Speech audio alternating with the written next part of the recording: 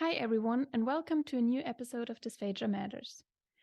So in dysphagia management, we often think about how our patients can swallow food and liquids the safest and most efficient way, and what consistencies are best suited for them. But what about nutritional and hydration needs in people with dysphagia? In this episode, we speak to Professor Rainer Wirth about different nutritional and hydration requirements for elderly people, for people with presbyphagia, and for people with dysphagia, and how we, as clinicians, can support our patients in meeting their nutritional and hydration needs. Enjoy listening.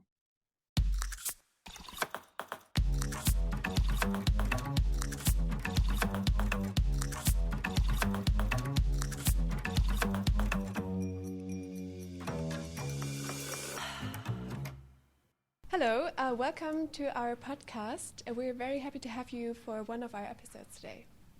Would you like to briefly introduce yourself? Hi, my name is Rainer Wirth. I'm a professor for internal medicine and geriatrics with a strong focus on nutrition in the elderly. And I'm working at Ruhr University Bochum in the midst of Germany. Yes, thank you. And maybe just for our listeners as a background information, we're here in Cologne and today was the first day of the Dysphagia Research Conference, of the German Dysphagia Conference. So maybe if you do hear some background noises, that's just because we're sitting here together, which is actually nice, not being online, but sitting in front of each other. We have invited you as you're an expert in the field of geriatrics, nutritional medicine and dysphagia.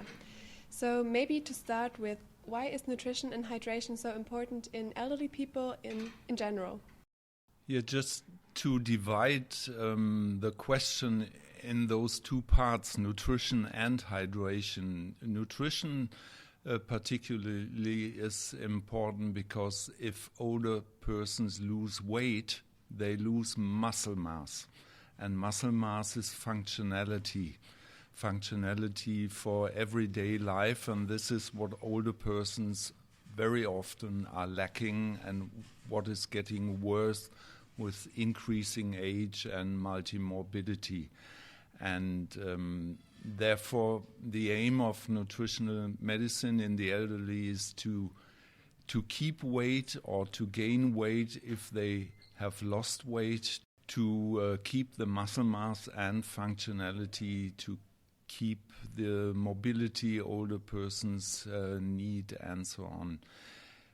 In addition, nutrition also has an impact on immune function, on wound healing, and many other things that are additional topics that are relevant for older multimorbid persons. And the second part of the question, why is hydration so important, is mainly because nearly all really old persons, we are talking about 80 plus, have a slight dehydration because the sense of thirst is decreasing with advanced age. It is not really clear why this happens to older persons, but there are many studies showing that the thirst sensation is getting less, and that's why most of the really old persons are drinking not enough. And if you then get any disease, a fever, or you get depressed or whatever, and then you drink even less, then you have a really clinically relevant dehydration, which just makes you sick. You feel weak, you're not concentrated, your vigilance is getting low, your cognitive abilities decrease, and so on. And this is very harmful for older persons. That's really interesting, especially if you say the desire to drink or the feeling of thirst decreases. And another common thing is what I have experienced, patients, elderly people saying that they actually try to drink less on purpose starting in the afternoon because they don't want to get out of bed during the night. So actually they kind of start at 4 or 5 p.m. drinking less so that during the night they can sleep, which actually might make it worse as well. Yeah, that's absolutely true. Some of them doing it involuntary without thinking about it, but especially older ladies, they don't drink in the morning because they want to go out doing their shopping and so on without any urge to go to the toilet. And that's really an important fact in geriatric medicine, because this is bad, especially for those persons who also have to take diuretics, which makes the urge even worse. And if you take diuretics and then drink not enough, that's really harmful. And today we discuss a lot about mortality in the summer when it's getting warm, and there are good data that older persons have higher mortality in the periods with very warm weather. And it's not that they die from heat stroke, but they get many, many diseases are more frequent in these heat periods in the situation of dehydration. You have a higher risk for stroke, higher risk for heart attack, higher risk for urinary tract infections, because the urine doesn't clean the urinary tract and so on. So it's somehow the mortality due to dehydration is somehow hidden behind other diseases. Interesting. Yeah. Various anatomical and neurophysiological changes develop with increasing age, which lead to a modification of the swallowing process and make it also more susceptible to disturbances, so that even minor damages to the nervous system can lead to what we would call presbyphagia. Can presbyphagia already have an impact on nutrition and hydration? That's a very good question. And we had a lot of talks just today about the topic of presbyphagia and factors influencing swallowing in older persons. I think presbyphagia doesn't really affect nutrition. It's just something that makes you more susceptible for getting dysphagia with any other disease. We had a very nice study from the University Neurology Department in Münster showing that if you have poor swallowing muscles, they measured it by volumetry. If you have less volume in the swallowing muscles, you are more susceptible to get dysphagia with a stroke. So this should have an influence, but I'm quite sure, particularly because of an own study on that topic, that doesn't really produce dysphagia. It makes dysphagia worse. So it's an additional factor and something like an aggravating factor of dysphagia. But presbyphagia per se doesn't really influence nutrition in older persons. So this is also to do with the question, when is it presbyphagia, or when does dysphagia start? When is it pathological and not physiological? We do not yet know. I think it's a matter of definition. We have no clear definition of presbyphagia by now. And we just discussed during the Congress whether we should skip the term secondary presbyphagia.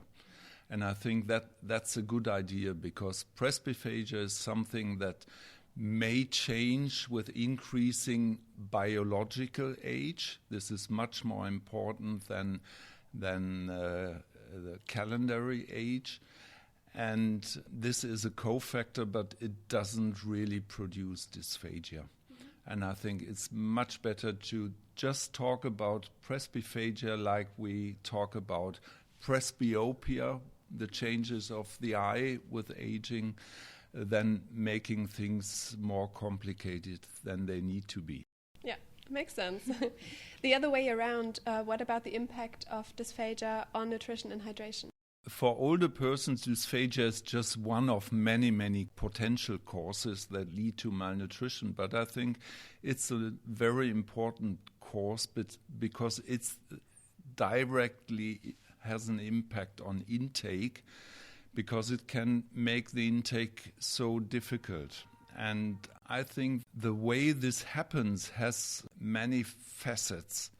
The first point is, if you have obvious dysphagia, it's very hard to swallow the volume you need over the day for proper nutrition. On the one hand, it's stress if you get cough attacks all over the day. You don't like to go to the restaurant if you have cough attacks. You change the things you eat, you change the consistency that is more easy to swallow for you. I think there is another mechanism that may contribute to malnutrition in dysphagia, and that is inflammation. If you aspirate, even if you have micro aspirations, if you aspirate, you get inflammation in your airway system. Not always aspiration pneumonia. This is just the end point of a long way of airway tract affection. And if you have, for instance, a bronchitis due to microaspirations, you have an increased level of inflammation. And I made a lot of research about appetite and inflammation. And if you have increased inflammation markers, your appetite will be poor. That directly affects your appetite, and by this your thrive to eat, your thrive to have a proper nutrition. This is something nearly everybody can experience. When you have a strong cold, you feel weak, you have inflammation, then you don't have appetite for a big meal. You just like to eat some fruits or drink something. And this is the same mechanism that is true for chronic disease and also for repeated aspirations. You can observe in patients with COPD, they have a lot of infections. They lose weight because they have a decreased appetite. If you have patients with rheumatism, they have chronic inflammation. They are mostly not obese, they are mostly thin. And this is the end product of chronic inflammation. And this could be, it is not yet researched in dysphagia, but I'm quite sure that this is also a relevant pathomechanism that is leading to malnutrition in dysphagia. Interesting, thank you. And you just mentioned COPD as an example, and in these cases they usually have to cough a lot as well just because of secretion. So would you say it's primarily the inflammation, or are there several causes maybe leading to the decreased intake then? Yeah, I think inflammation is not the primary mechanism. It's mainly because the intake is so difficult, so stressful. And also with chronic disease, the regulation of energy intake, for instance, is hampered. There are some good studies that especially older persons have something like a stunt regulation. If they have a period where they ate less, they do not compensate after the disease in the way that younger persons do. There's a good study by Susan Roberts from the US showing this in healthy younger and older persons. So we really frequently see patients in geriatric medicine, they lost some kilos with a disease, then they get 1 kilo back, but net they lost 4 kilos, then they have the next disease or the next stress in private life or any life events that have an impact on your appetite, and then they lose again 5 kilos, get back 1 kilo, lose again 4 kilos, get back 1 kilo, and many of them lose 20 kilos over a period of 10 years with several diseases and stress factors. Dysphagia is something that will be superimposed in older persons, superimposed on this life history of aging. Okay. Together with your colleagues from many different European countries, you have published the ESPEN guideline and just updated it in 2022. Could you maybe briefly outline what this guideline is about? Yeah, this guideline is mainly about the management from diagnosis over the setting you need for good nutritional medicine and treatment, up to the measures of nutritional medicine, what you can do, what you maybe should not do. So it starts with what is an adequate tool for screening, who should be screened on a regular basis, what has to be done next, what should be the factors, for instance, in hospitals and nursing homes to have a good quality of nutritional management, like offering energy-dense meals, offering protein-enriched meals, and so on, up to those measures where it's really getting more medical, where you maybe need special products with a high content of proteins, or even you need tube feeding sometimes. Yeah, we'll get to those questions later. Maybe to start with now, we've talked a lot about nutrition and hydration intake now, or how this can be impacted by swallowing presbyphagia and dysphagia. Are there any numbers, so to say, any recommended nutrition and hydration intake for elderly people? We mostly work with a rule of thumb for energy intake and say a healthy person needs 30 kilocalories per kilogram body weight per day. But this is just rough, although we know that the official Harris-Benedict formula doesn't do better. This Harris-Benedict formula you find in every textbook is very precise as a measure for groups. So if you look into study populations, it's really precise. But for an individual patient, there can be a big gap to the one or to the other side. So it's good to have just a rule of thumb. We medical stuff, we need it easy, and that is why this rule of thumb is very nice, because it also applies to fluid intake. So we think that as a basic fluid intake under normal conditions, you need 30 milliliter per kilogram body weight per day. But the variability of the fluid needs is much greater than for energy needs, because it depends on physical activity, on body size, on temperature, how you dress, how much you walk, how much you maybe work. So there are many influential factors on fluid intake. And it's very difficult to really give precise measures. That is why the recommendations of different societies are so different. If you live in Florida and you have the task to write a guideline about fluid intake, your recommendations will be much higher than when you live in Norway or Sweden. And maybe it will change here in the next 30 years as well, just due to climate change. Yeah, Who knows? definitely. And one thought that I just had is, like you said, there are many factors influencing the amount of fluid and nutrition we need. But then, for example, if we think about movement disorders, they are known to need more energy as well. So how can you compensate for these specific needs? In daily clinical routine in hospital, you do it just with experience, rule of thumb, and you give it a trial, and you have to control after 1 or 2 months, depending on the situation, depending on the patient.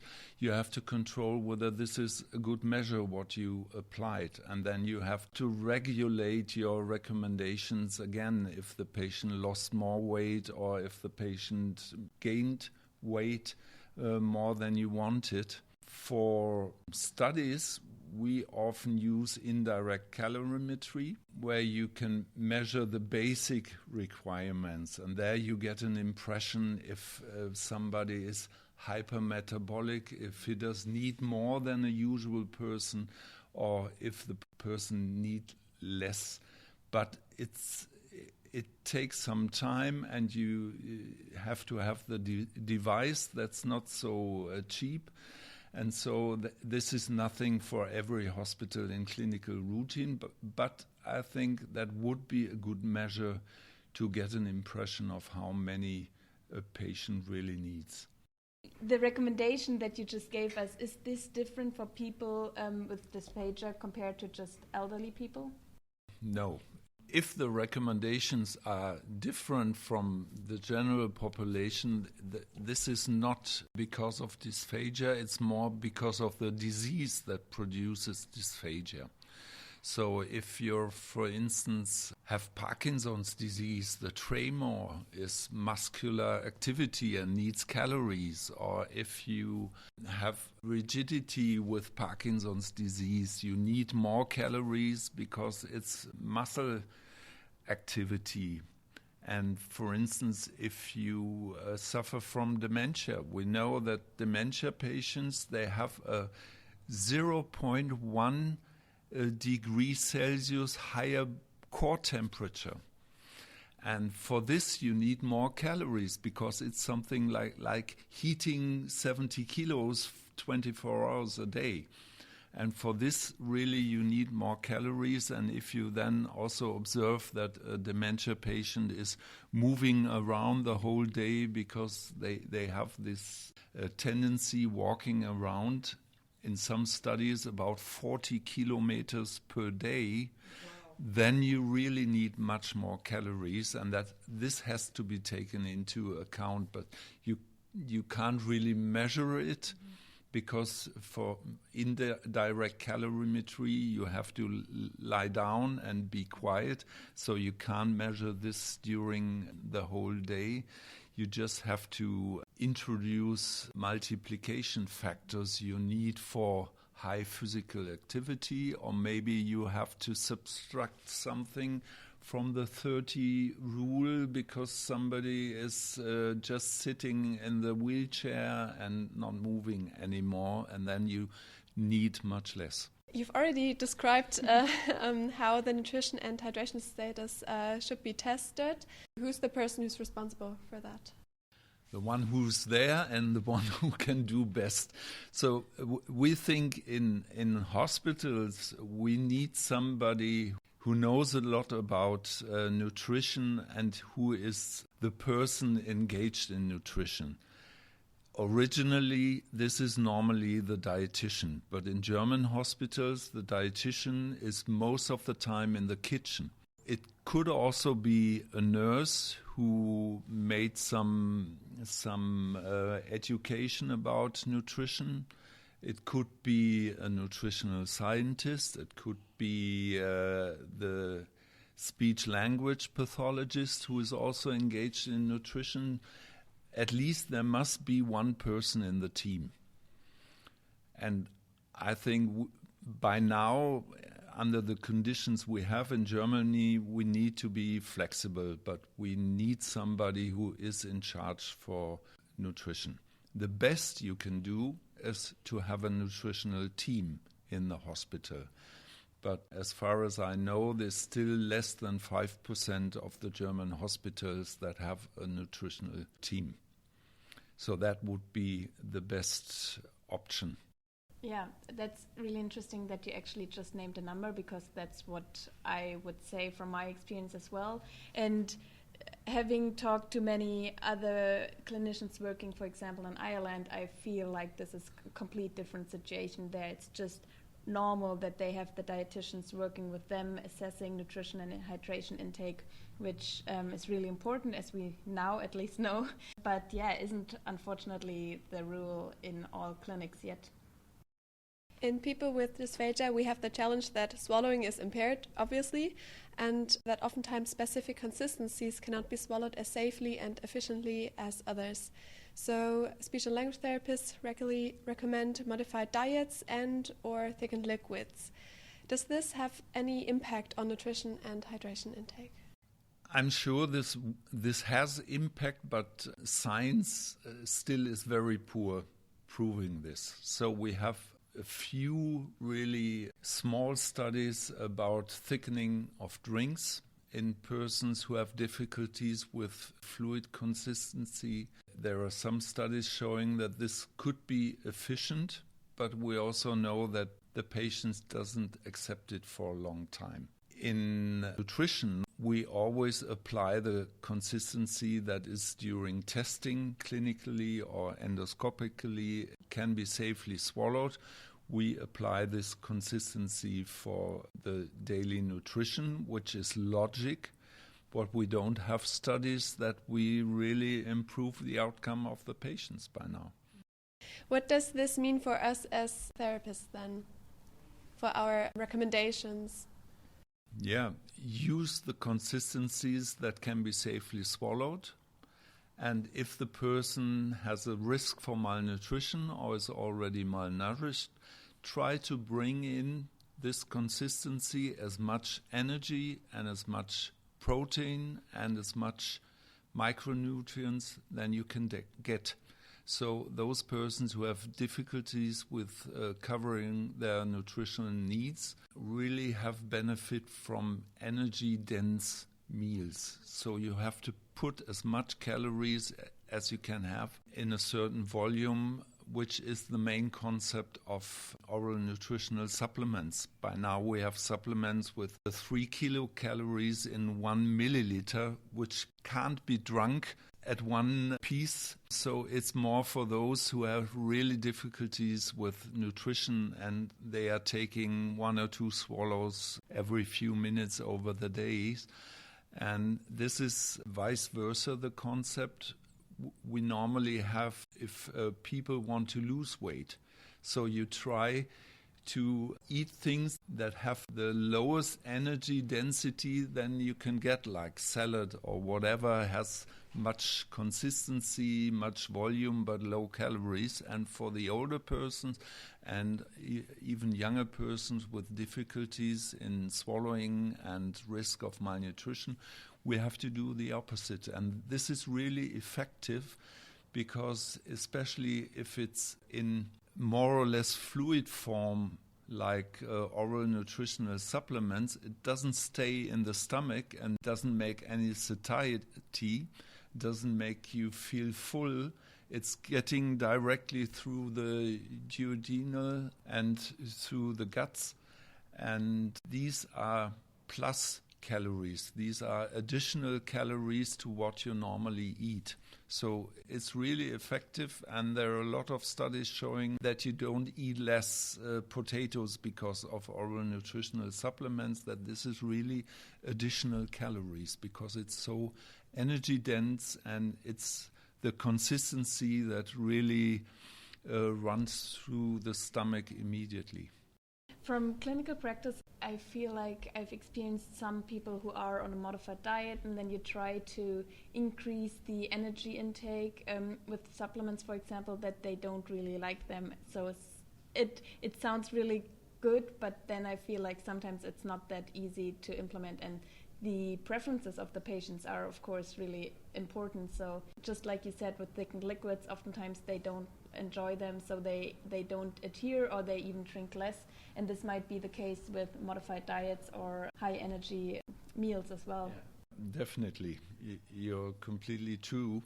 And in the category of oral nutritional supplements, we need a complete variety of taste directions, not only chocolate, not only vanilla. You really need the whole variety from spicy to fruit. This is also true for the modified normal nutrition we offer to dysphagia patients.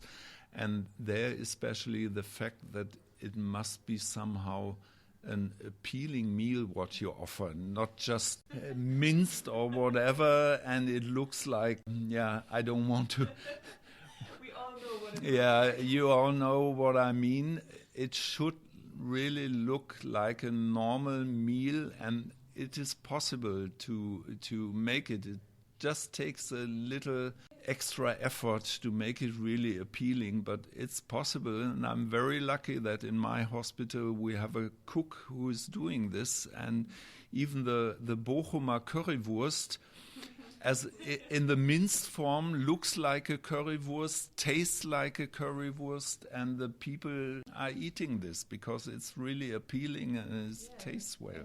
They know they are familiar with what they like, so it doesn't really matter what the consistency is maybe, but the taste is more important. Maybe somehow in some patients we have to be more liberal, because it's not only the dysphagia itself which puts the patients at risk, it's also whether they experience aspiration, whether they have a protective cuff reflex, whether the cuff has a proper force. And if I have a patient who is constantly aspirating, but he has a sensation of this and has a strong cuff, so why shouldn't he eat what he wants to eat? So we have to be more individual, and in some patients also more liberal to what they get offered. And aspiration doesn't equal pneumonia immediately. Exactly. So what are nutritional and hydrational measures that should be implemented for people with dysphagia? You've mentioned some already, I think. In my view, the main point is that the consistencies we offer during testing, no matter whether you do video fluoroscopy or FEES or whatever, or clinical testing, should be the same consistency they get on the ward, and should be the same that is in the discharge letter as a recommendation. So we have to standardize things, that we all speak the same language, and that everybody knows what nectar-like liquid, for instance, is. And this must be clearly defined. And then it's clear, if it's safe during the diagnostic process, then it's safe for nutrition, and you can change the ingredients, but the main consistency should be the same. Am I hearing ITZY? Yeah. If we once go for studies, maybe then showing that consistency modifications are effective, then we need a clear definition, and ITZY is a very good approach for this. Yeah, we will definitely have to cover ITZY in another episode, yes. So it'll lead too far for now. If people cannot sufficiently eat and drink orally, enteral feeding via a nasogastric tube or PEG tube is considered to be an alternative. When would you usually recommend this? Depends mainly on two things. The one is the condition of the person must have a fair prognosis. So there should be the aim that the condition is getting better for the patient. So in geriatric medicine, we wouldn't try to feed someone via a PEG tube, for instance, for the rest of his life. There are rare individual cases, but that wouldn't be the rule. So the prognosis must be fair, that the dysphagia is getting better somehow. And the other point is that the gap between nutritional intake and nutritional needs must be more than just 300 kilocalories, which can be covered by oral nutritional supplements or enrichment of meals or whatever. So if a person has a gap of 800 or 1,000 kilocalories or more per day, then you need artificial nutrition, and tube feeding is the most convenient and effective approach for artificial nutrition. So we wouldn't go for tube feeding in a person with severe dementia, even if he's getting dysphagic, because it wouldn't turn the way of the disease, wouldn't turn the prognosis, and wouldn't make the patient better. But if a patient has a stroke with severe dysphagia, we know that a lot of them are getting better over the weeks and over the months. And for those patients, it's very important to to keep their nutritional state, to lose as little muscle mass as possible. And then it would be the time to start with tube feeding very early. If you see the patient has an intake of 500 kilocalories, there is no reason for waiting with tube feeding. This would be a case where we would immediately start tube feeding to really minimize the loss of muscle mass and impact on immune system and so on. Mm-hmm. But I have to jump in here because I'm just thinking about, for example, ALS or maybe let's say Parkinson's. So neurodegenerative disease.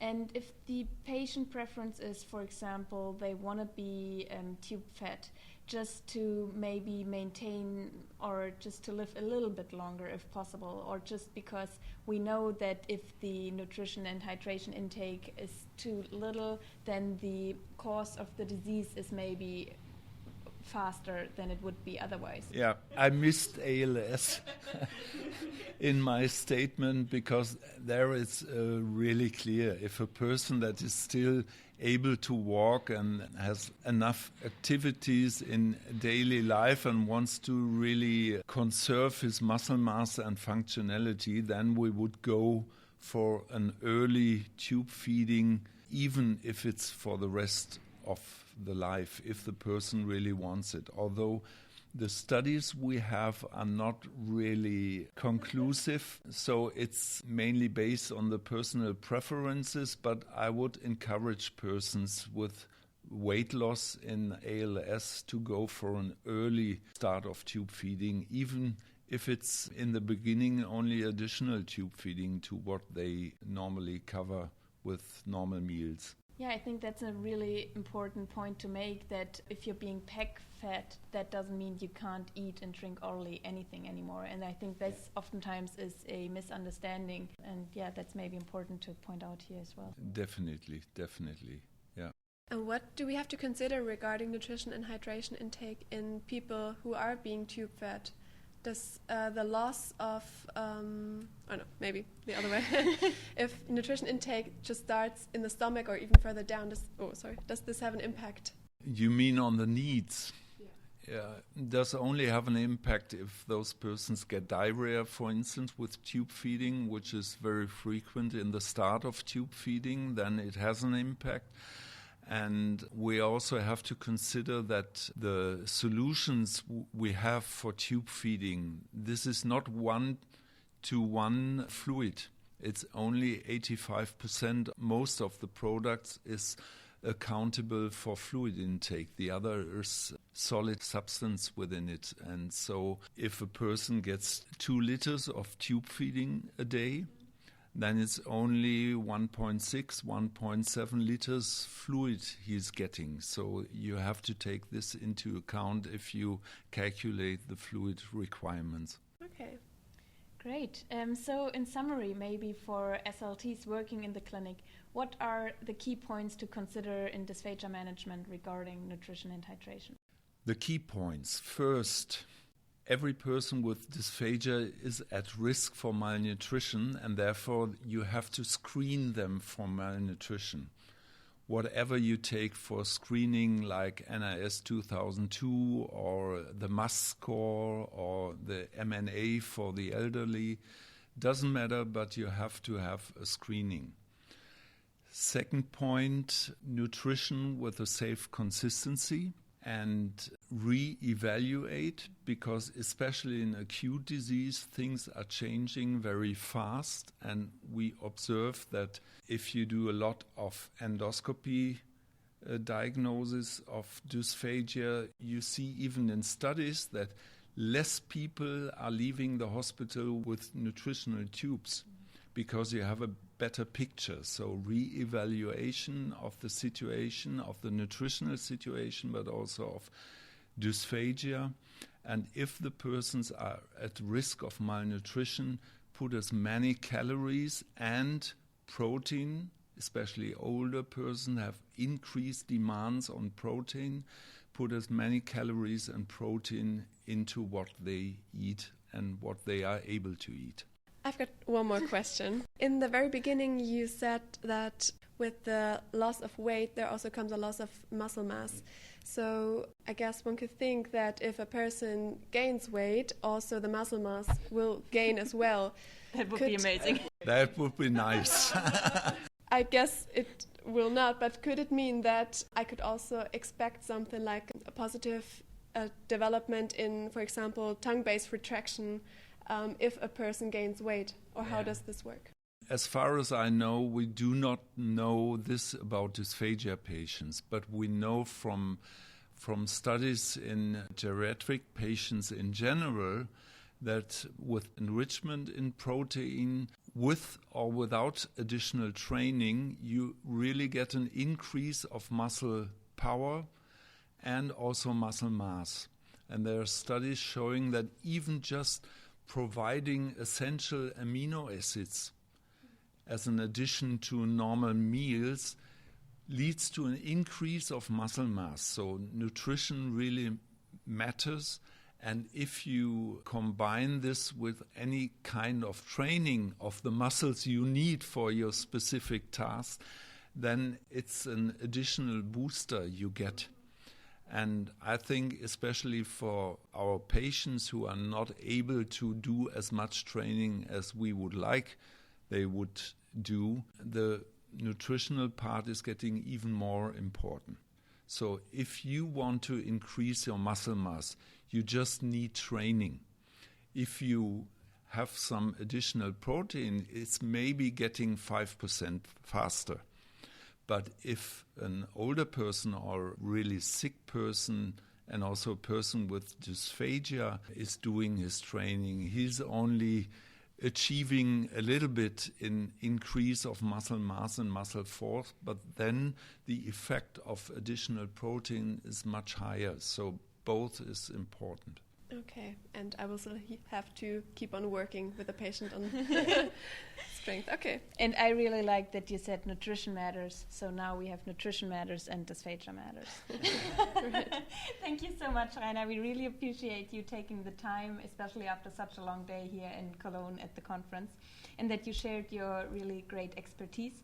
We hope you, our listeners, enjoyed this episode as well. If you would like to get in touch with us and stay informed about upcoming episodes, you can follow us on Instagram at Dysphagia Matters, on Twitter at DysphagiaPcast, or visit our website dysphagiamatters.org.